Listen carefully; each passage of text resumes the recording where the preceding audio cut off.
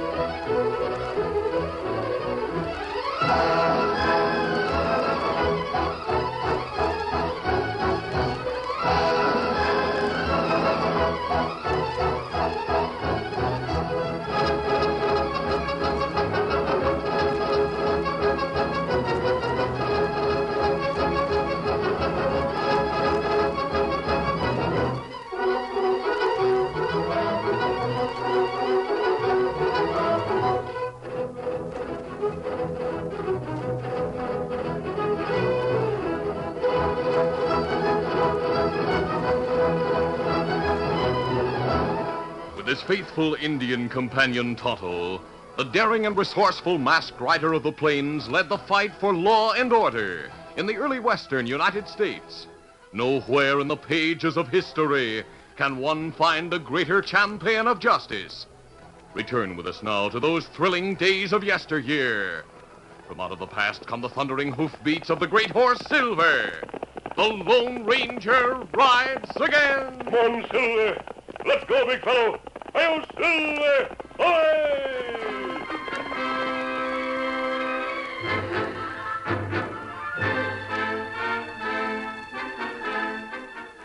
At the territorial prison, two men stood together for a moment inside one of the cells. As they stood near the cell door, staring down the long corridor, one of them was saying, "You'll be getting out in 2 weeks, Ken. You'll find me waiting outside with a gun and a horse for you." Gosh, Sam, that'll be great. But those things cost dough, and I... Oh, forget that, fella. I'm sure Harry Congers will be glad to let you have him after I tell him about you, that you want to join his gang. I've heard a lot about Harry Congers. So is everybody else in Texas, I reckon. He's plenty smart, and you'll be able to have a pile of cash stowed away before long if you string along with this gang. Better keep quiet. Here comes the guard. Yeah, this is where I leave you, Ken, but it won't be for long. Well, from now on, you'll be Sam Pierce again instead of a number. Come on. All right. Well, so long, Ken. You've been a good cellmate, and I hope we meet again sometime. Thanks, Sam. Good luck. Ken Saybrook will be getting out himself in a couple of weeks, and I bet he hopes you don't meet again under the same conditions.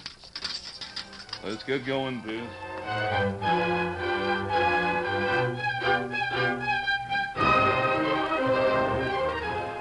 2 weeks later, Ken Saybrook, looking older than his 22 years, left territorial prison and found Sam Pierce waiting in a grove a short distance away. Hey, Ken, over here. Sam, you did remember. Sure. I got Harry Congers to let me bring you a gun and a bronc, too. Neither one cost him anything anyway. Now, here's the shooting iron. Thanks. How far do we have to ride to get to the gang's hideout? Oh, about 30 miles or so. Hit leather, fella. Let's get moving. Sure. Easy. Get up. Get up, boy. I've been thinking, Ken. Are you sure you want to join Congers' gang? Sure. What makes you ask that, Sam? Well, when I suggested you join the gang, I didn't know you as well as I do now. You mean you think I couldn't be trusted? Oh, I didn't say that. Anyway, Harry Congers never trusts any owl hoot. He makes sure none of them in the gang could double-cross him by making him pull an open-faced job before they really get to be with the gang. What do you mean by an open-face job? Oh, like holding up somebody without wearing a mask of any kind. Of course, in your case, Congers is accepting you because of your prison record, long as I say so. I see. How come you think maybe I've changed my mind about joining with them? Well, I know you haven't changed your mind, Ken. I was just sort of hoping you would, that's all. I reckon I don't savvy what you're driving at. Tain't for me to say or to go in for any preaching, but you're young. You have the chance to make a fresh start. You could go away, maybe to Arizona or Colorado territory, where nobody'd find out about your past. What about yourself, Sam? You've just finished a long term in prison, so you're paid up as far as the law is concerned. Until you pull another job with the gang. Yeah, I've thought about it, Ken. Especially since there hadn't been any killings by Congers' gang at the time I was caught and sentenced. Of course, any of the gang who's caught these days will hang for the killings they've done recently. That's not so good. You're right, it isn't. But Congers expected me to come back to the gang when I got out. He had one of the men waiting for me just like I was waiting for you. Nope, I reckon I'd be a dead duck if I tried to run out on Harry Congers now. He must be plenty mean. He's meaner than a rattler that's been stepped on at times. Now, in your case, Harry's never seen you. So if you decided not to go through with joining I us... said I'd join the gang, Sam, so that's what I'll do. I want quick cash, and that's the way to get it. Uh-huh. Well, after all, I'm to blame for talking you into it in the first place. Let's get a move on, Ken. We have a long way to go yet. Get up there. Get it.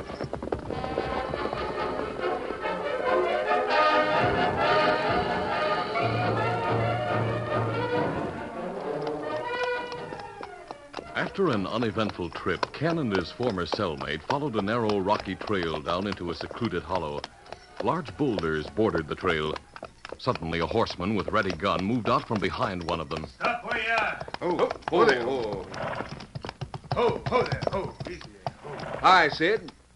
I've been expecting somebody to stop at somewhere along here. Oh, it's you, Sam. Is that the new fella you're supposed to be bringing to join the gang? Yep, this is him. Sid, meet Ken. Howdy, Sid. Howdy. Looks more like you'd be a preacher than an owl hoot. Thanks. We can't all look the part like you do, Sid. Listen, you are... Don't try it. See that, Sid? That's plenty fast on the draw. Goes to show you can't judge by looks. Yeah, he's fast on the draw, I admit. But I don't like the smart talk he gives out with. I'm not looking for trouble. You started it. That's right, Sid. Yeah, maybe I did it that. You better get going. Harry's waiting to meet the new fella. Right. Let's go, Ken. Get up. Come on, boy. You sure took Sid by surprise with that fast draw, Ken. Fact is, I was sort of surprised myself. Didn't expect you were that handy with a gun. In the business I'm going into, an hombre has to be handy with a gun, Sam. Yeah, I reckon you're right about that. Sure you don't want to think over... We're almost to the camp, Sam. It's better if we don't talk about that anymore. Yeah, sure.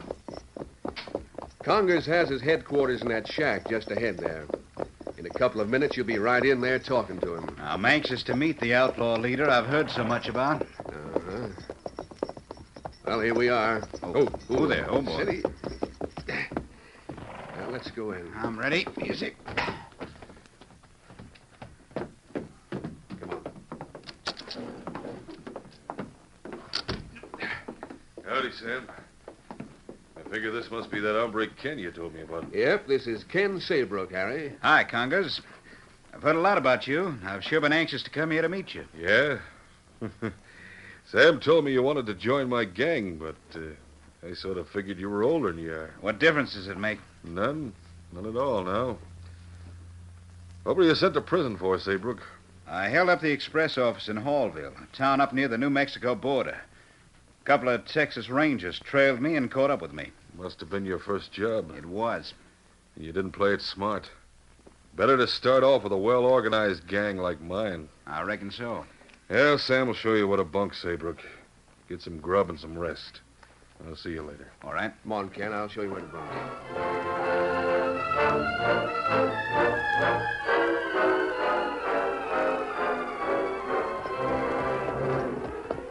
That afternoon, the Lone Ranger and Tonto rode the trail near the town of Millbank.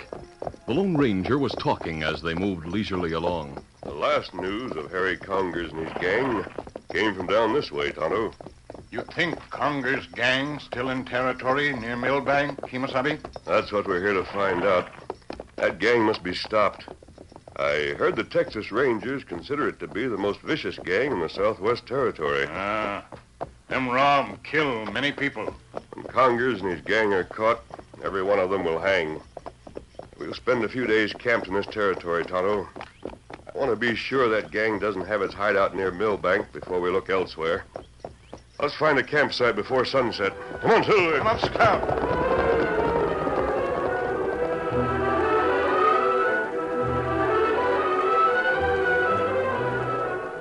That evening, Harry Congers had another talk with Sam and Ken in the gang's headquarters shack. Harry was saying, You're not known down in this territory, Saybrook, so there's something I want you to do. What is it? I thought you said he wouldn't have to pull a job alone, Harry. I'm not having him pull a job, Sam, but he can help get the next job lined up right. Oh. What is the next job you're figuring on? Cy Deming owns the biggest spread around here, the Circle D Ranch. Yeah, I know. I've heard of the Circle D spread. Deming and his men drove a big herd to the railroad.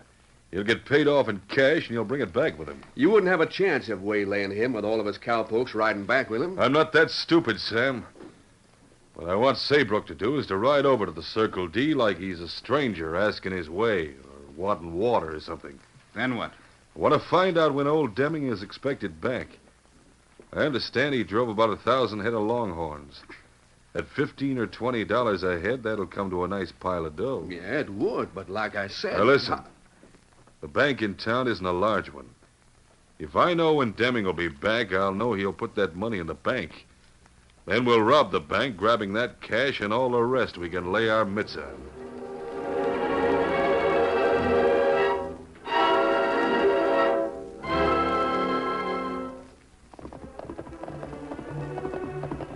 After the talk with Congers, Ken Saybrook left the gang's hideout and rode to the Circle D Ranch. He dismounted in front of the ranch house. Oh there, hobo. Easy.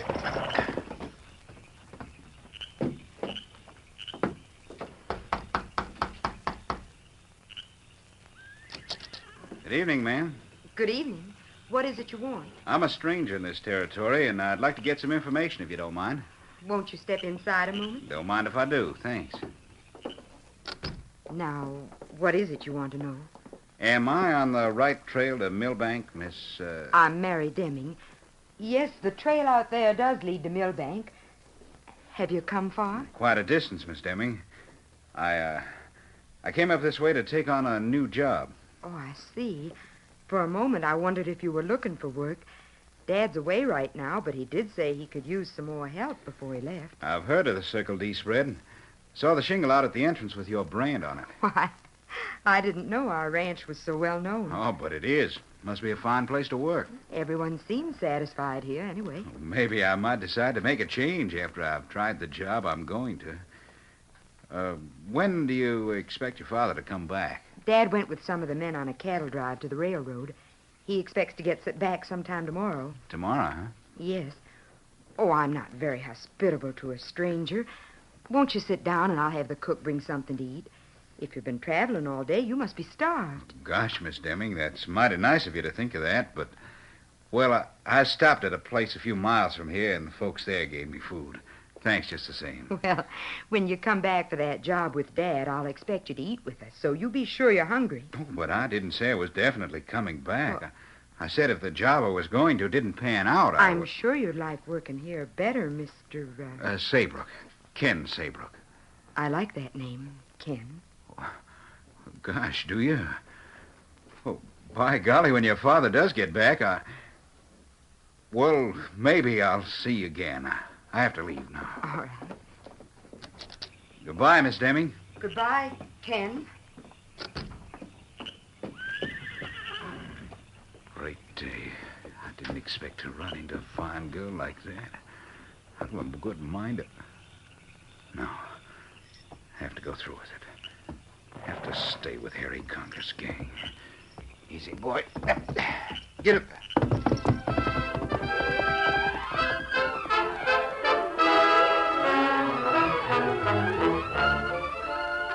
The curtain falls on the first act of our Lone Ranger adventure. Before the next exciting scenes, please permit us to pause for just a few moments.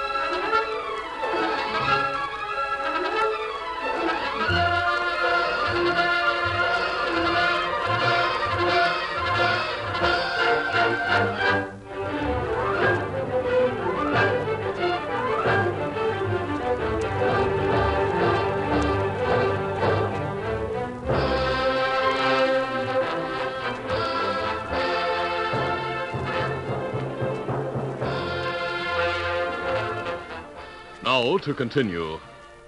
As he left the Circle D ranch, Ken Saybrook was troubled by Mary Deming's beauty and friendliness, but he was determined to forget about her and go on with his plans. Meantime, the Lone Ranger and Tonto had left their camp and rode toward town in the moonlight.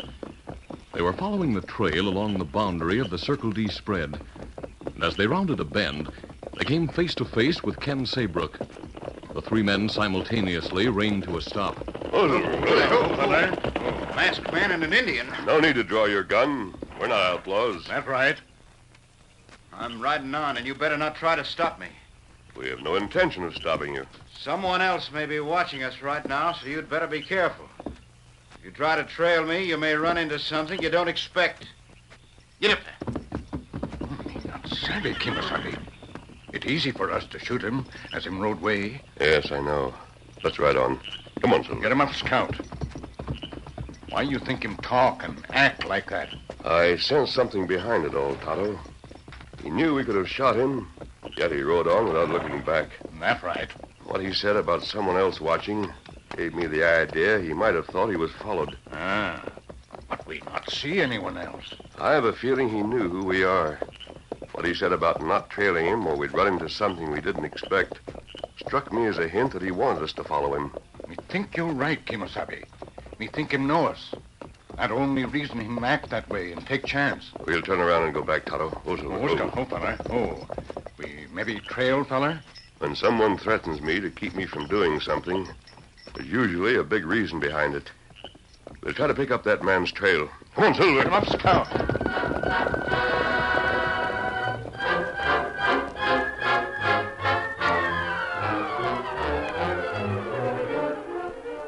Somebody had been watching from a nearby arroyo, and as the masked man and Indian stopped and rode back, a horseman left the arroyo after they went around the bend and rode along a nearby branch trail. The outlaw Sid, who had been sent out to follow and watch Ken, reached the secluded hideout before Ken did. Sid reined to a fast stop at the shack. Ho there, ho.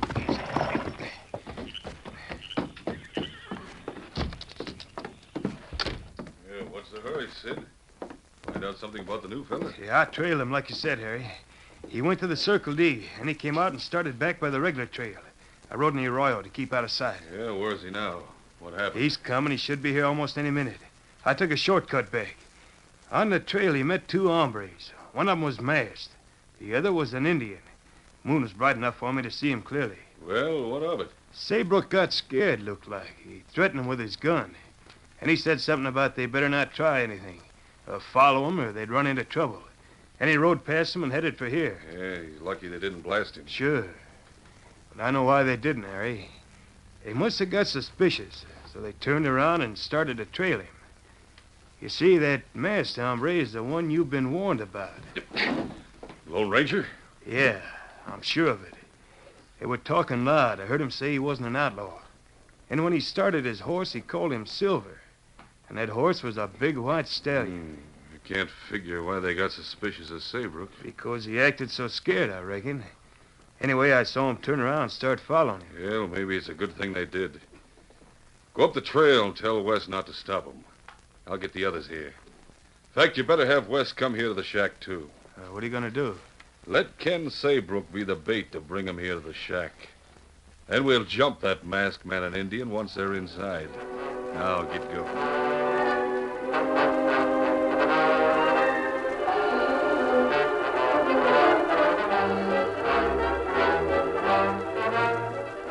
The outlaws quickly gathered in the shack and received their instructions. You know what you're to do. Wes, you take two of the men and go to the boulders where the trail comes into the hollow. Don't bother Saybrook. Watch for the other two.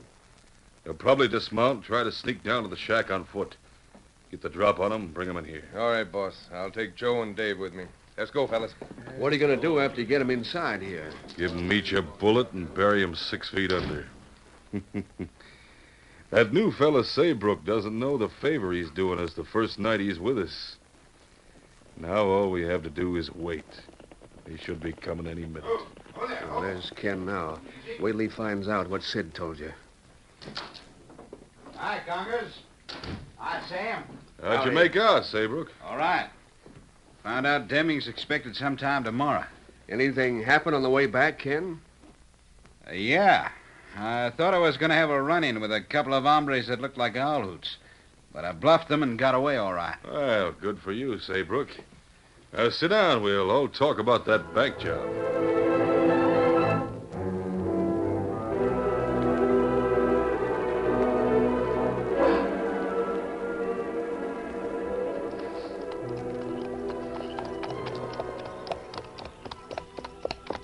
Shortly after Ken arrived, the Lone Ranger and Tonto moved down the rocky trail toward the hollow. As they reached the entrance to the hollow, Silver whinnied a warning. Oh, Silver. Look out, old fella. Oh, Silver give warning. Yes. Look there in the hollow. A shack and a few tents. Silver must have caught the scent of the men there. And what we do? We'll dismount and investigate that shack. Easy, steady, big fella. We see horse out front. That's probably the one the man we followed was riding. Come on. Reach, both of you. We got you covered from behind these bolts. Yeah, we came into a trap. Better do as he says. All right, we're reaching. These are the two we were expecting. All right, both of you, keep your hands high and walk to that shack. Now get moving.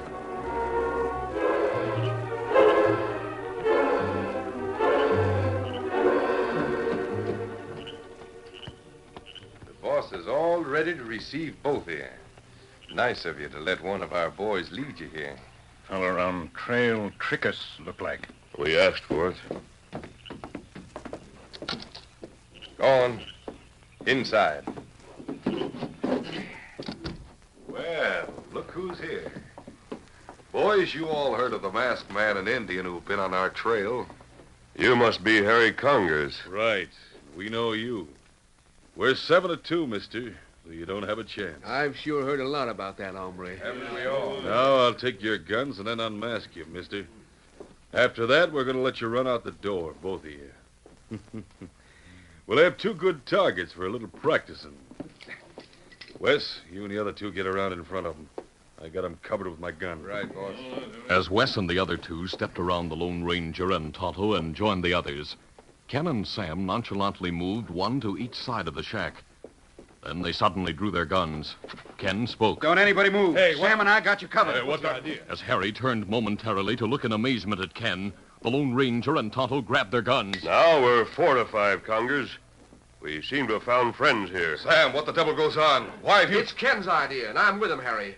Now, don't pull anything. I'll fix that new fella. Don't try it. The rest of you, drop your guns. Not me. Watch I'll it. show you. Hey, now we're 3 against 4. We better drop the guns. Pick up their guns, Tonto. We get him. By thunder, I don't know why Ken wanted it like this, but when he whispered to me what to do, I just did it. I'm glad you played along with me, Sam. I knew who the masked man and Indian were when I met them. I purposely wanted them to follow me. I figured Sid or someone had trailed me and might be nearby. Just why did you do it, Ken? Because it's my job, just as you've made it yours to catch crooks and killers. I'm Ken Saybrook of the Texas Rangers. But you were in prison with me. That was all planned, Sam. Now we can be friends and you can go straight. Forget I was a cellmate. Ken, you've done a good job. Thanks. But without you, it might have ended differently. If you and Tonto will help me get these men to town, there's something else I want to do. Get Sam a good job. What? Now, hold on, Ken. Sam, it looks as though you're taking orders from the Texas Rangers these days. Let's start for town with these crooks.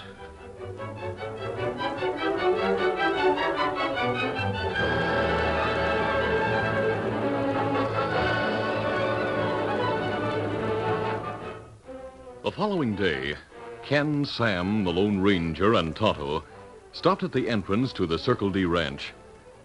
After a few words, the Lone Ranger and Tonto waited, while Ken and Sam rode to the ranch house and dismounted. Oh, there. Easy.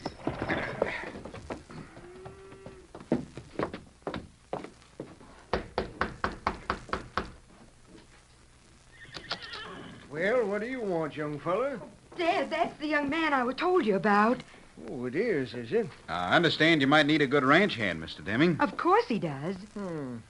Seems like I do, according to my daughter. Fine. You have a job, Sam. Hey, that's darn nice of you folks. Yes, sir. But I thought...